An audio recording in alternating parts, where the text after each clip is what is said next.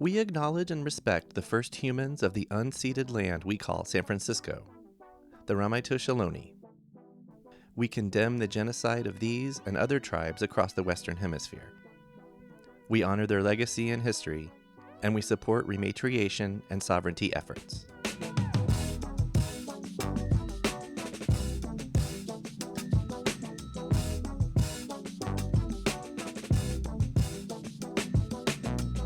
This has been my vision, and I want it to be a neighborhood bar. I want it to create community. I want to create community.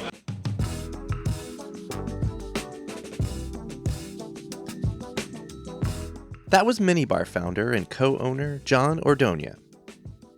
I'm Jeff Hunt, and this is Storied San Francisco, a podcast celebrating the people and places that make this city so special. This is part 2 of our episode on Minibar, the last podcast of Season 5. Check back next week for part 3 with Minibar's bar manager, Aaron Kehoe. In this podcast, John picks up where he left off in part 1, with the story of how he and a group of friends opened a bar on Divisadero that's small in stature but enormous on community, art, and love and respect. Starting August 17th, we're hosting our art and photography show, Hungry Ghosts, at Minibar. We'll have more details on the show and all it encompasses for you in the coming weeks, including part 3 of this episode. For now, here's John Ordonia with the story of opening Minibar.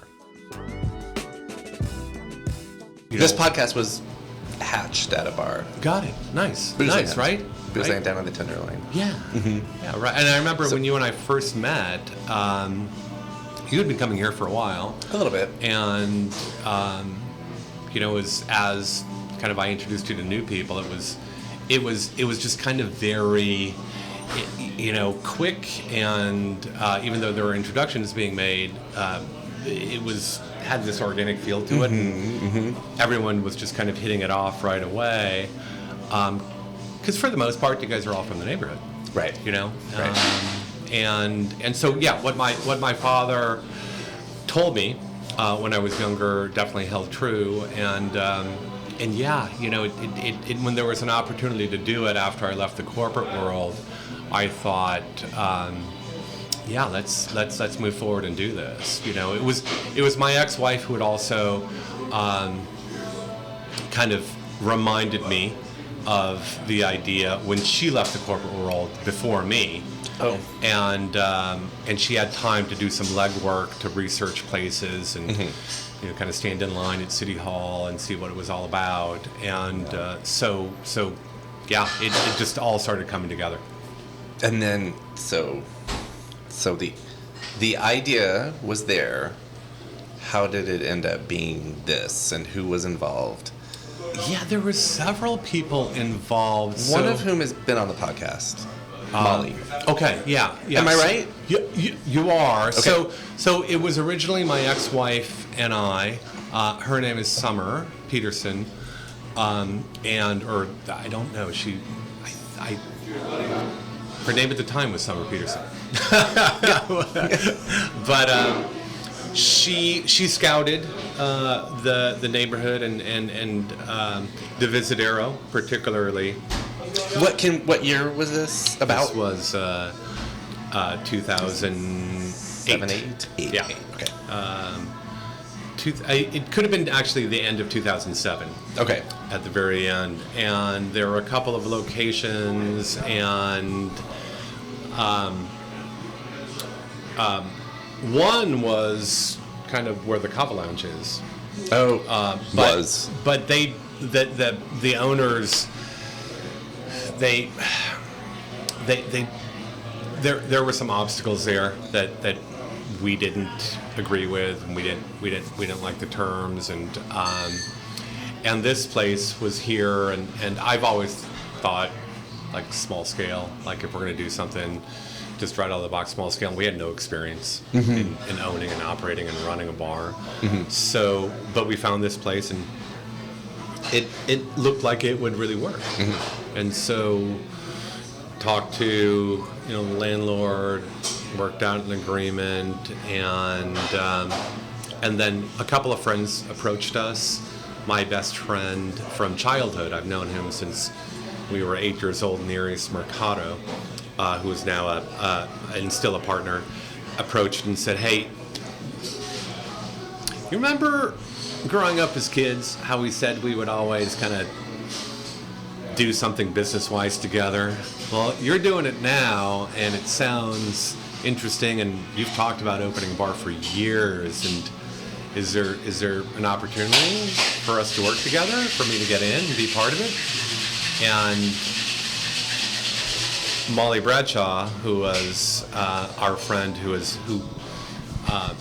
was a good friend of my ex-wife's growing up, also approached us and said, "Hey, wow, this sounds interesting. I know how to bartend. Is there an opportunity for us to work together? Is there an opportunity for me to come into the business?" So my ex-wife and I talked it over and thought, well, wouldn't be a bad idea to spread the risk a little bit, because we have no clue what we're doing here. Right. And also just perhaps get some, extra brain power. Yes. And with people who we trust. And so it sounded like a good idea, and we said, okay, let's go ahead and move forward and form this partnership. And that was around 08. That was, yeah. Okay. In probably very early 08, and we signed the lease. I might be jumping ahead a little bit, but sure. Did you, or I should just say, when did you discover any of the history of the space itself? Yeah, that's interesting. So we I know it, growing up in SF, you must have known the neighborhood, some basic history. I did know the neighborhood. As a baby, when I was born, my first house, if you will, apartment that I occupied with my family was on McAllister and Masonic. Okay. So a few blocks away, and and then we didn't move far. After that, we moved maybe to inner Richmond for a couple of years until we moved up to like Turk and Baker Anza Vista area. Yeah. Right? Yep. So and that's I was there until just a couple of years ago. I ran the family house when everyone else kind of vacated and didn't want to live there. I live in what I call west of Target, and that would be south of Target, right? Yeah. That's Soda. Yeah, right. I live in Weetar, and that's Sotar. Right. So yeah. Oh my goodness. So we knew a little bit about the history of the space when we were talking to the landlord and considering signing a lease. I think what we heard at the time was there was an artist living here. Oh. It was supposed to be a work studio, but I think it kind of became a live-work studio. Right.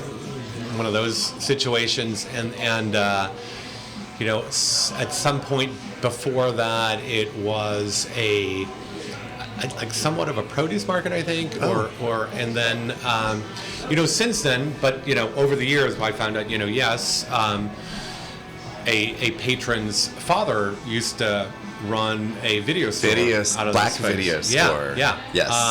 So Shay, who's also a native San Franciscan, told me that story, and so I met her on July 4th back here in this very room. Yeah, she's amazing. She's cool. She went to native as well. I think we exchange stories sometimes because we're around the same age, and so we talk about those interesting times in San Francisco growing up. Right, she went to Washington as well, out in the Richmond, so kind of similar upbringings. Right, we're very familiar with this neighborhood, but familiar with the Richmond as well. Right. So it's interesting. Yeah. So over the years, you pick up tidbits, or you pick up big pieces of information about this space. The space. Yeah. The lore just kind of comes out. Yeah. When we were kids, when we were younger, we would pass through the area and walk through the area, but we wouldn't really hang out here. There wasn't a ton, for kids, for younger people. Right. There was some stuff, and get you in trouble. Yeah. Right. Right.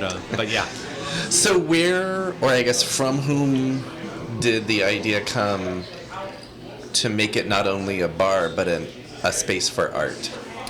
Because I still feel like that makes y'all very unique. Yeah, my ex-wife and I had a conversation about that, and it was about, community and how to make this feel more like a community space, right? And so we decided on that pretty quickly, and there was a period of time where we were communicating to the different neighborhood groups what we were going to do and what we were planning, because it's just hard to open a business in San Francisco. So I've heard. Yeah, from everyone who's done it. So the best course is open communication, right, with people, with the community in which you're going to operate. So we had meetings with the various different neighborhood groups, Nopna, Alamo Square, Anza Vista, just to tell them, hey, listen, this is what we're going to do. We're going to be a local neighborhood art bar, and we're going to support local neighborhood artists because the neighborhood is rich and full of artists. And they don't have a place to show their work. Right. So that's what we're going to do, and that was really a hard rule for, I think it was at least a couple of years, that you kind of had to live right, in the neighborhood or very close by to show here, because we wanted the artists in this neighborhood to have that opportunity. Right. Love it. Yeah. So, none of you were artists yourselves, per se. Define artists. Well, right. Right. Thank you. No one who's listening can, you just threw a pie in my face. Thank you. I'm not a visual artist. I write. Yeah. I come from kind of a family of writers. I'm probably the least talented writer in my family, but I kind of do it for a living because I work in PR and communications. That just speaks to how good the rest of your family is. Well, my brother whose memory is just ingrained here at the bar, and who this room is dedicated to. Yeah, right. It was really one of the most talented writers I know, and he comes from a big network of friends who are published writers, and they said this before he passed away, that he was indeed the most talented of them all. Wow. And so when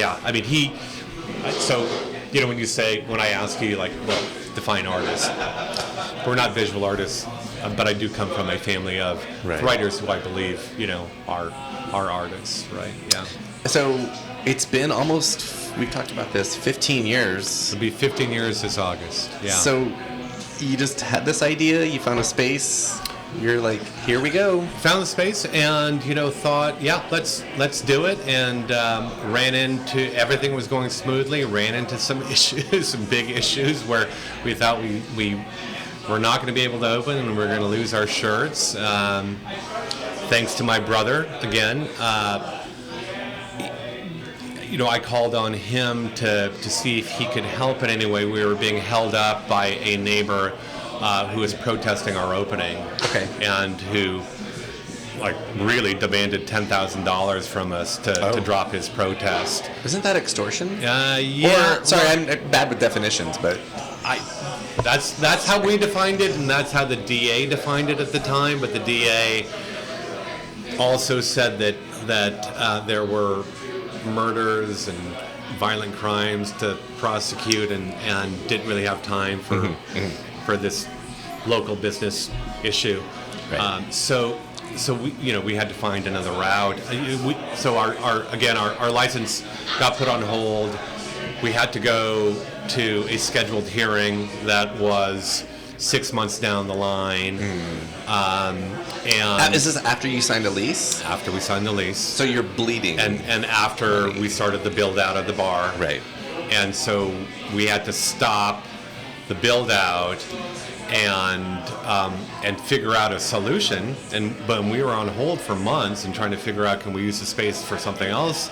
Should we open in the meantime as a cafe? What should we do? And I went down the path of figuring out, okay, who do we know in Sacramento? Because ABC is, it's a state regulatory agency, and couldn't come up with anyone. And I figured, okay, who are our state representatives? Mark Leno. Is our state senator, and I thought, okay, who does anybody know Mark Leno? I mean, we can call Mark Leno's office and see if they'll help us, which they're obligated to, help their constituents. But I thought, we're bleeding cash, and is there any faster route to break through the bureaucracy? And a couple things about Mark Leno. He was, I don't know if he still is, part of the San Francisco Nightlife Commission. Oh, okay. Which I thought that bodes well for us. That helps, yeah. Just happens to be also gay, gay politician, and I thought, I don't know, this is a long shot, but one of my brothers is gay. Okay. I'll call him. And so I called my brother, and his name's Robert. I called him Bob, and I called him. I said, hey, Bob, by chance, do you know anyone who knows Mark Leno? And he said, actually, yeah, I do. Why? Here's my Mark Leno specific Rolodex. Right. But his roommate was a good friend of Mark Leno's. I don't know if it was Mark Leno's chief of staff, or he described him as his right-hand guy. And I was like, is there any way that because we can call Mark Leno's office, but I just want to make sure that somebody pays attention to this. And I don't know how his office works, but I'm just, thinking like any other kind of bureaucratic mess. There's a line, and it's going to take a long time. And he said, well, let me see what I can do. And I explained the situation, that we were getting held up. We were basically getting extorted. ABC wouldn't budge. There was only one judge in California scheduled to conduct the kind of hearings that we needed to do to get our license moved only forward. One, right? in all of California. And that's why it was like 6 months away. And so he called me back really not too much long after, the same day, and said, I explained your situation, and you should be getting a call from ABC at some point soon. I can't tell you when. That call came the next day. And our ABC rep said, well, we didn't know that all of this was going on. Okay, but let's play nice, right? Oh, I thought that we had explained that to you, but is there anything you can do to help us? And so basically what they said was, we'll issue you a provisional license, so temporary license. Okay. And you still have to do the hearing, but if everything kind of goes well during this trial provisional time, should be fine, right? So you can go ahead and open at the end of the week. So we were here 24/7. We started build out again. Right. We had to finish everything like within a week, and so we were literally here. I think I was on my last days at Levi's Trust, but I would come here after work. Molly, Nereus, Summer, and I were here until 3 a.m. every night. Doing what we needed to do. Amazing. Right? And then that Friday, I think it was, literally, it was about a week.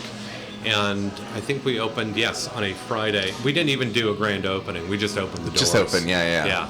In August of 08? August 15th. August 15th. Yeah, we opened the doors. Yeah, right, yeah. I walked in, Mike left work early and walked in. We had a couple bartenders and they were writing something down and talking to each other and kind of panicking. And I looked at them and I said, what are you guys doing? And they were like, we're trying to figure out our pricing list. We don't know how much we're going to sell drinks for. And I was like, wait, you what? Huh? Okay, hold on. Let me. Where are the rest of the guys? And they were like, oh, Summer and Molly and Nereus are in back. And so I walked in back and go, hey guys, listen. It was probably maybe 4:00. We were set to open at 5 for happy hour at the time. And I said that bartenders are pulling their hair out trying to figure out a pricing list. Haven't you guys figured that out? And they said no. And one of my partners was doing this very complicated spreadsheet and cost analysis and I said, listen, we got to figure this out pretty soon. A little bit. And everyone were kind of panicking because because it's like 4:15, 4:20, and I thought, listen, actually, why are we panicking? We're answering to ourselves. Right. We don't have to open exactly at 5. We can open at 6. We're the bosses. We're our own bosses. So, but let's figure this out. Nereus, can you call the page, see how much they charge for a Kettle One? Boom. Molly, could you call Nopa and see how much they charge for a Kettle One or for a Jameson or for a whiskey, and Summer, maybe call Wyzima. And let's just figure what the market rates are and figure out like how we want to set ourselves against that market rate. I love it. So we had to figure it out in about 10 minutes. And was everything like handwritten? Pretty much. Yes. Pretty much like right Great. off the bat, Great. But yeah. Hey, some things are still handwritten here, huh? Love it. Yeah, as it should be. Let me give kudos to our general manager, our manager, Erin, who has modernized the way we do things here now. She is she's a rock star. But I think you're going to talk to her in a little bit anyway, so you'll For sure. I think that's a great like any other shout outs so this is the shout anything out, else. right? So this is a couple things. When the partners at the time had our first meeting before we opened the bar, I wanted to set some ground rules just on how we were going to operate as partners and how we were going to operate the bar, right? And I put my 2 cents down in terms of like, this is the type of bar that I want it to be, and if I can just say this has been my vision. And I want it to be a neighborhood bar. I want it to create community. I want to create community. And so that being said, we're all friends. We're going into business with one another. Friendship is friendship. Business is business. We're going to have arguments. I'm really hoping we can still remain friends throughout those arguments. I have my own opinion on like where things have gone, and I'm sure they do too. But hey, they're 3 partners who are still like in the business, right? Yep. What I told them also was, aside from creating community, I said the bathrooms have to be clean and nice, and they did just that. They laughed, and I said I'm dead serious about this. Bathrooms are the one and only place where patrons spend alone time. Mm-hmm. And if you respect them in their alone time with a clean, nice, respectable bathroom, they will reciprocate that respect. And that is pretty much that has pretty much held through. It's held true, simple, right? Yeah, but so true. It is. So that like the one thing that. And I think maybe a couple of employees who have been with us for a while, they've seen me flip my lid here, and it's when somebody screws with the bathroom. The bathroom, right? Yes. Yeah. So yeah. I mean that's really the story of Minibar. I mean it's we wanted to create community. I think we did. I love our patrons. They are all very special to me. I would say there's a reason as well why I come on Fridays, because it's a good mix of regulars, and I come on Friday during happy hour to hang out and to see them, and they have made this place the special place that it is. Sometimes I'll have patrons come and thank me, and I'll throw it right back at them, because it's I didn't really set up this space like Molly, Nereus, and Summer and I didn't.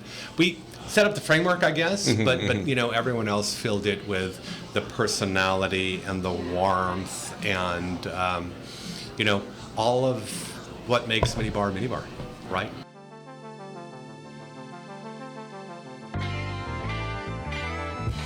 That was Minibar's John Ordonia. Check back next week for part 3 with bar manager and art curator Erin Kehoe. That drops next Tuesday. Music for Storied San Francisco was produced, performed, and curated by Otis McDonald. Michelle Kilfeather does original photography for us. Aaron Lim of Bitch Talk Podcast is our contributing producer. And the show is produced and hosted by me, Jeff Hunt. Now in our 5th season, we have more than 200 episodes available on our website, storiedsf.com, or wherever you listen to podcasts. If you're able to, please rate and review the show. And drop us a line at storiedsf@gmail.com. Thanks for listening. Stay strong, weird, and healthy. And we'll see you next time on Storied San Francisco.